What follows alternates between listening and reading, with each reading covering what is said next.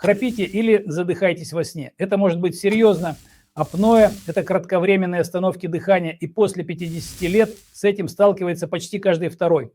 Что делать? Спите на боку, не на спине, подберите подушку повыше, чтобы шея не проваливалась. И если храп сопровождается паузами в дыхании, не тяните, обратитесь к сомнологу. Проверка сна может спасти здоровье и даже жизнь. А чтобы восстановить здоровье комплексно, начните с главного, с кишечника. Ссылка на пошаговый план восстановления после 55 лет в описании и закрепленном комментарии.